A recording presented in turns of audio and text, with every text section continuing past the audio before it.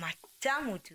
In this penultimate episode of the Matamu 2 podcast, season 2, I want to tackle a spread that gets a lot of flack. But before then, thank you, dear listener, for sticking with us through this whole wonderful season. I've had a lot of fun interacting with all of you on social media, as well as on the comment section of our YouTube page. If you don't know what I'm talking about, I'm at Rumak on all platforms, and you can search Matamu 2 on the YouTube, so you can subscribe to our page, right?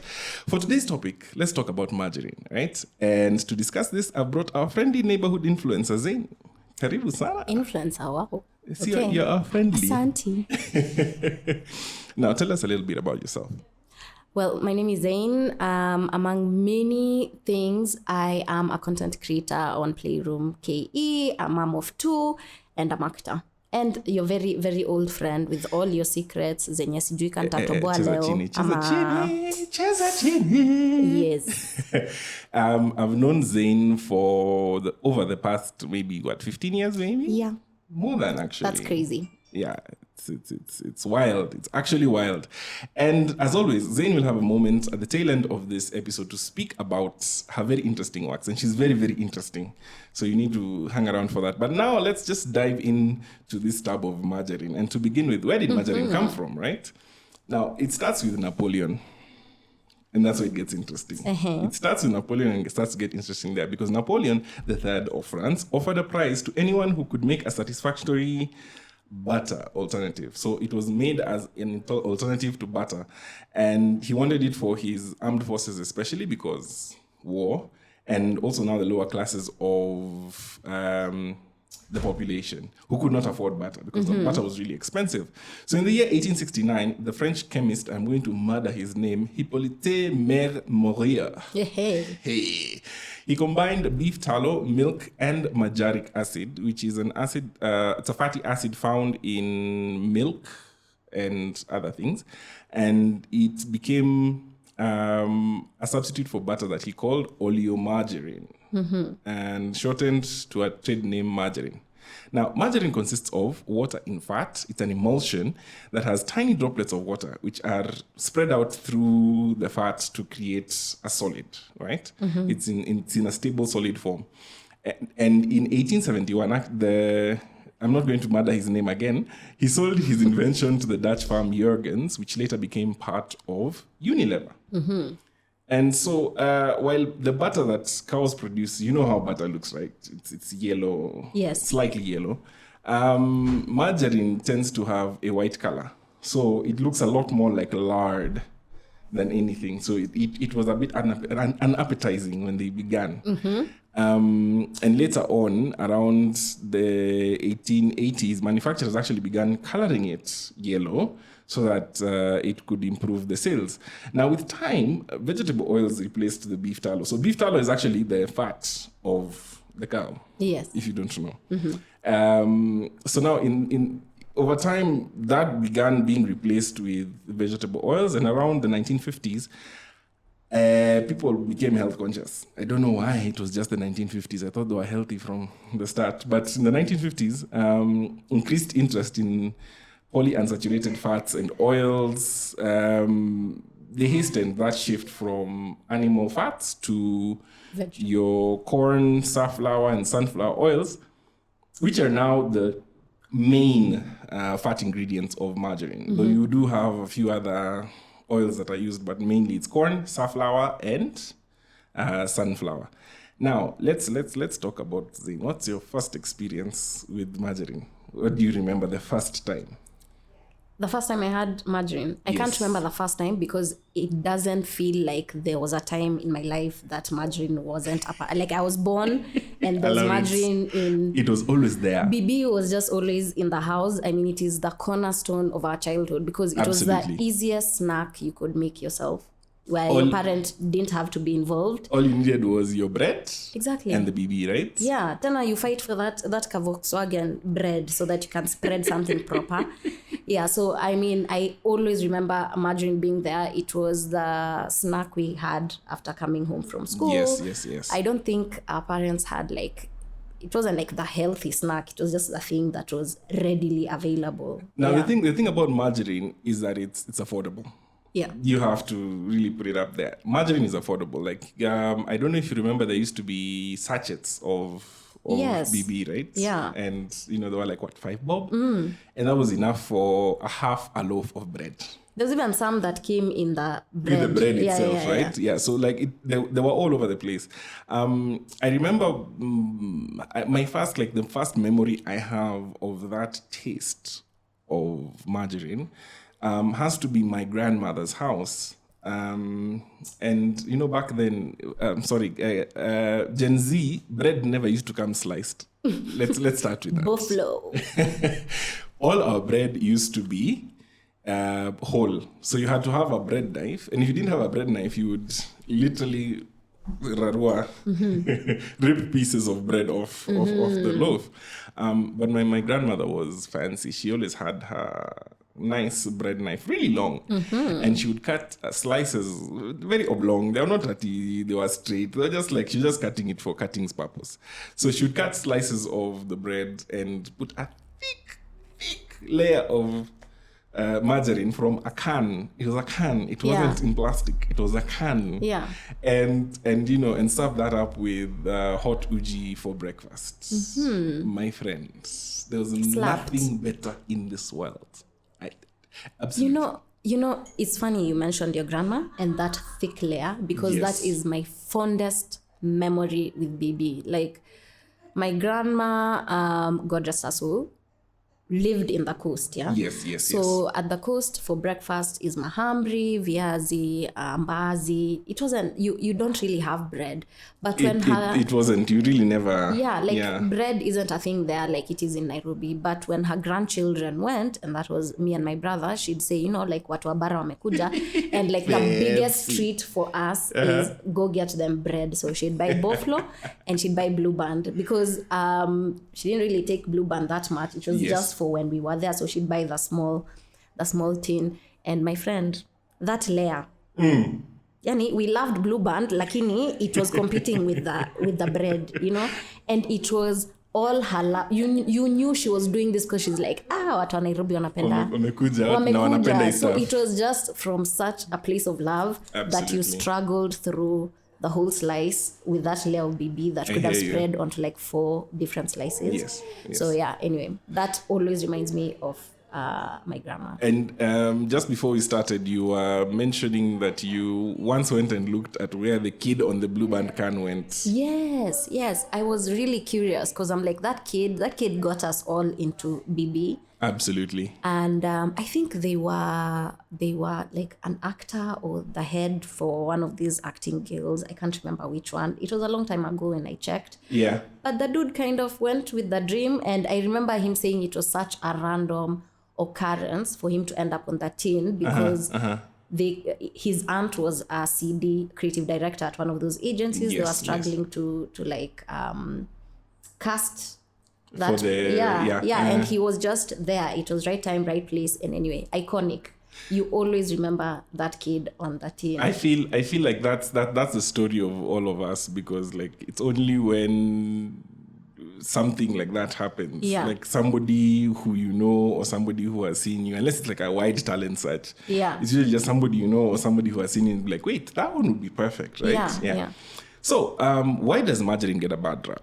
I'm sure you've heard that margarine is just one molecule away from being plastic, and it shares 27 ingredients with paint. I'm sure you saw the Facebook post that margarine has numerous side effects, including tripling the risk of coronary heart disease, increasing the LDL cholesterol, which is the bad one, while lowering HDL cholesterol, which is the good one. It increases the risk of cancer up to 5 times, increases heart disease in women, 53.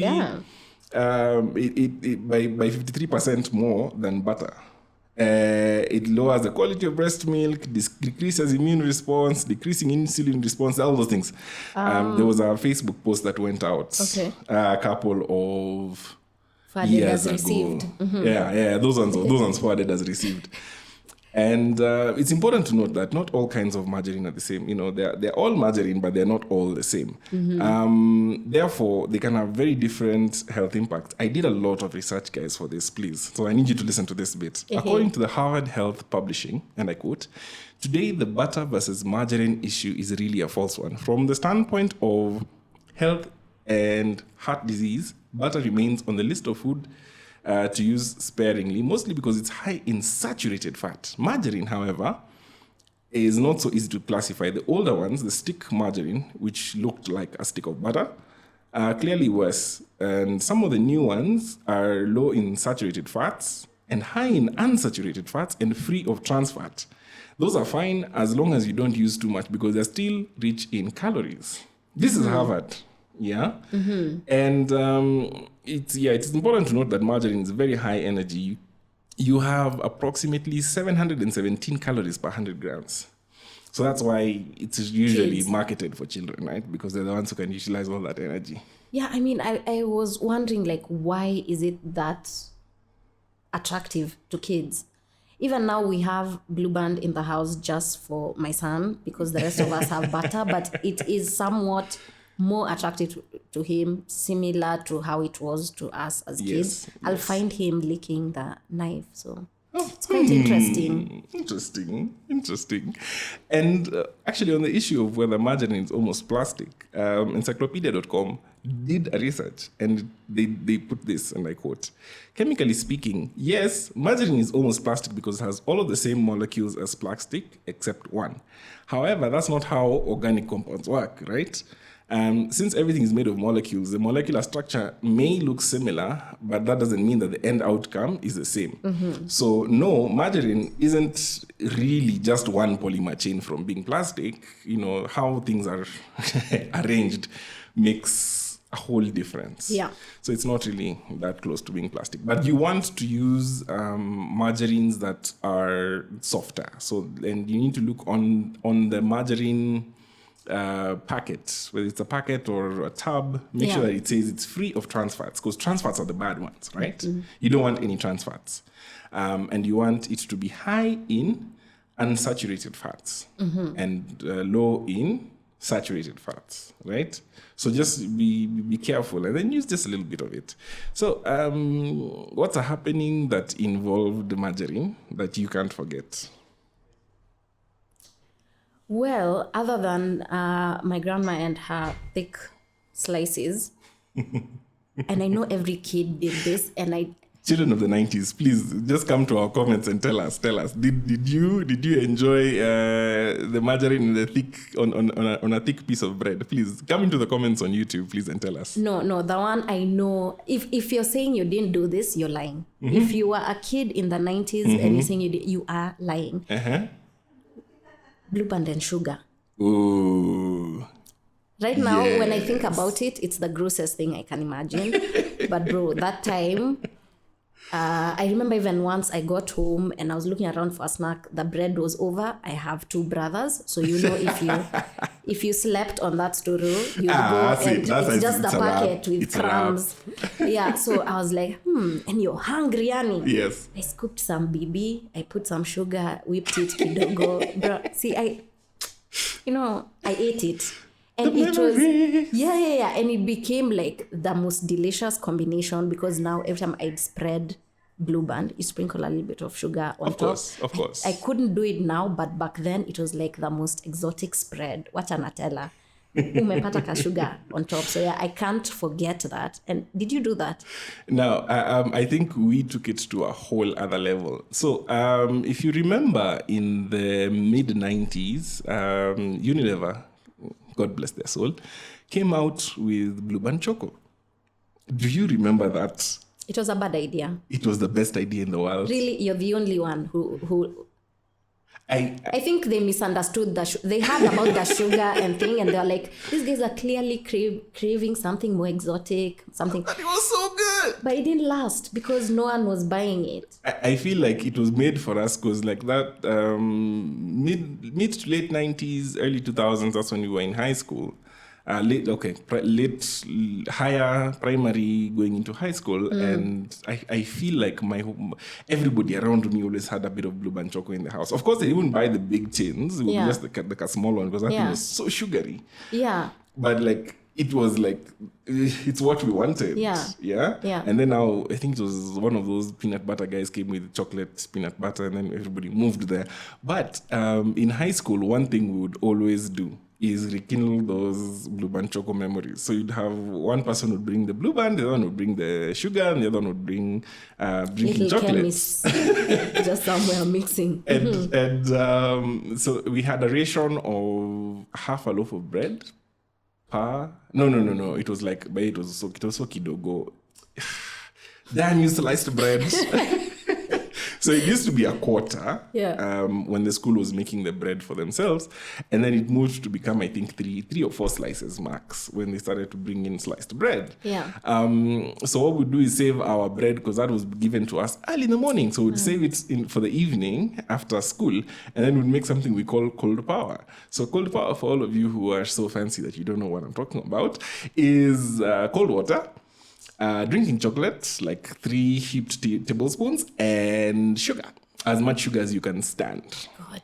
Yeah, because we were hungry. Yeah, so you do your cold power, and then you do that Blue Band Choco thing. But then you didn't do it in the Blue Band tin because it was the 1 kg tin. You wanted that tin to last, so you have it on like a side plate.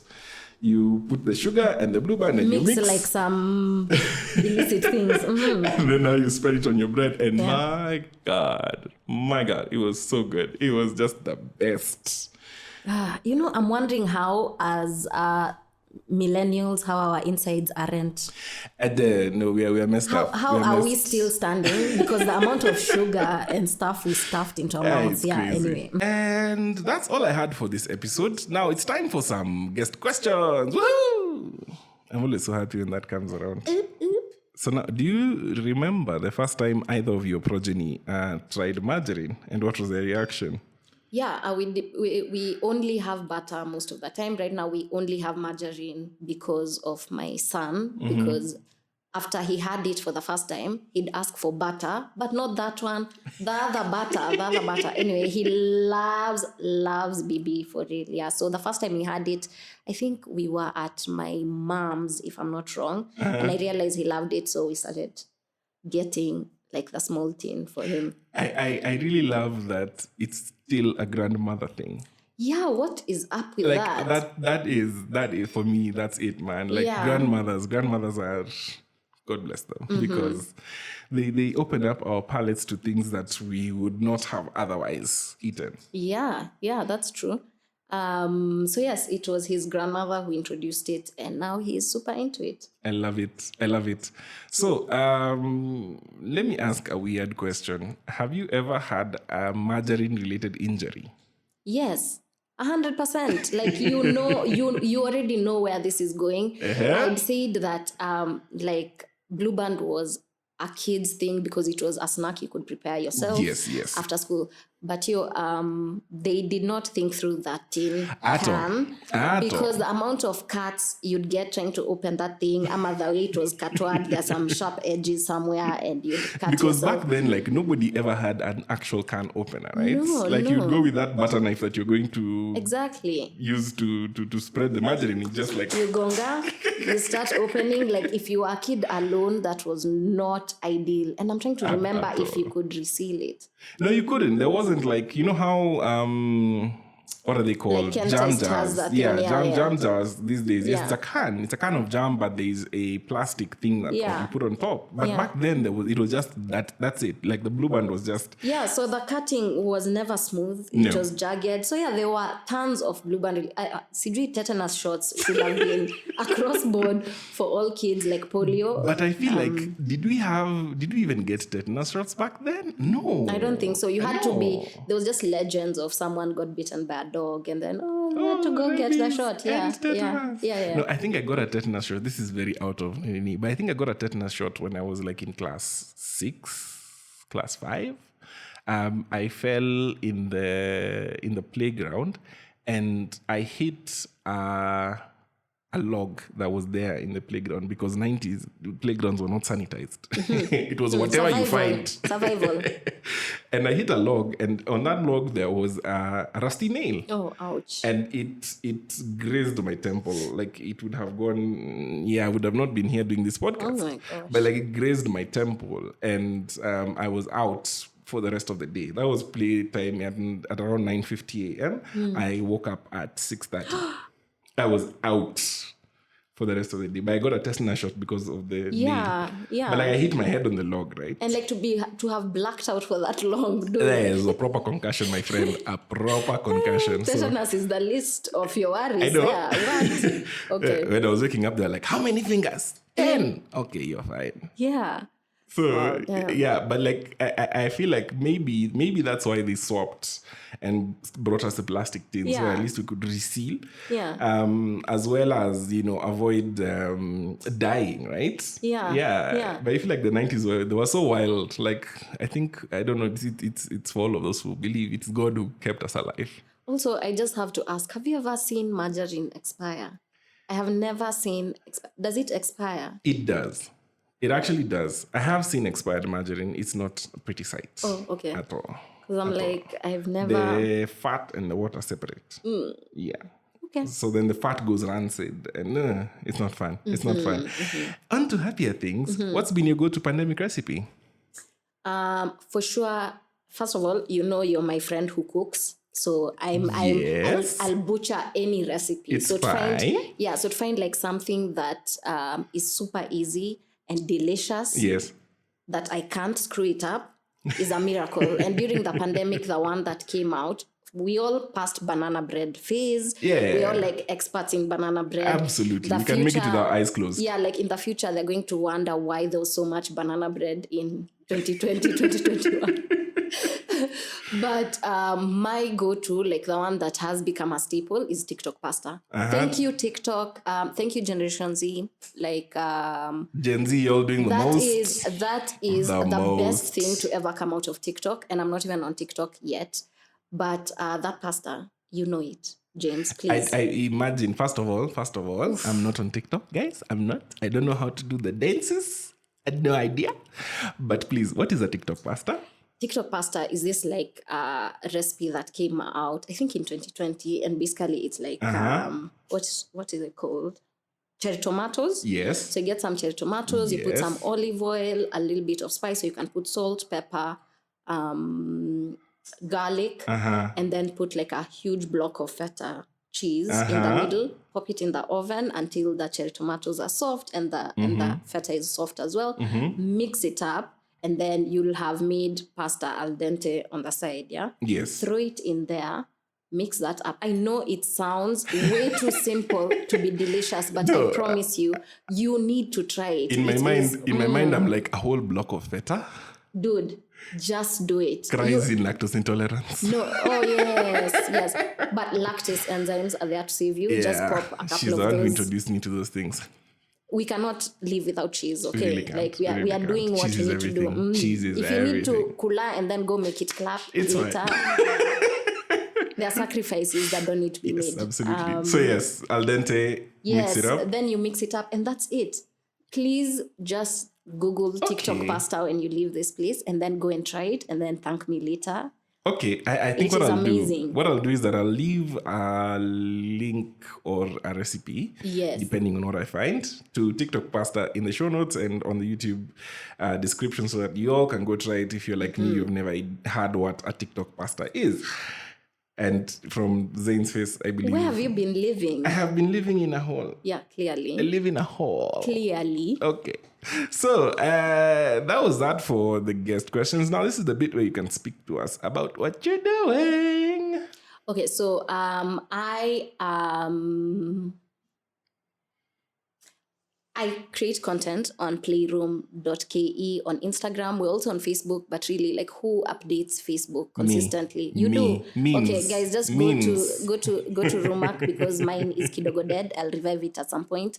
But yeah, you can find me on Instagram at playroom.ke. I'm very passionate about the early years and early childhood development. Absolutely. So I make sure I post a lot of the stuff I do with my kids there. And then I'm also very passionate about the kind of content we put in front of our kids, because I feel like it can inspire them and it can help them find their way and navigate their way around the world.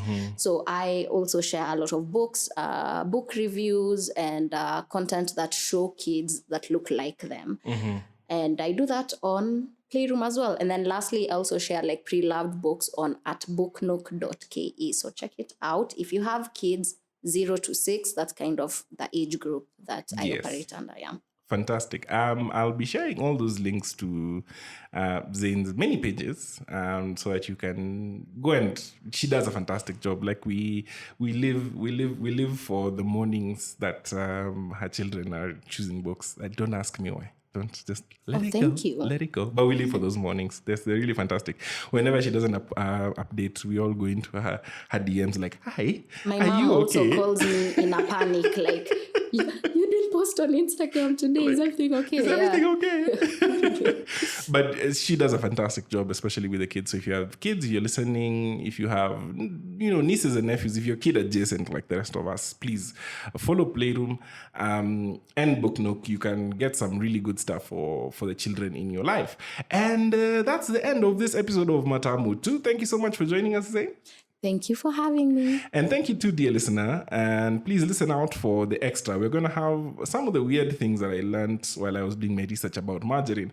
Until then, it's your boy Rumak, and I'll leave it up to you whether you like margarine or not.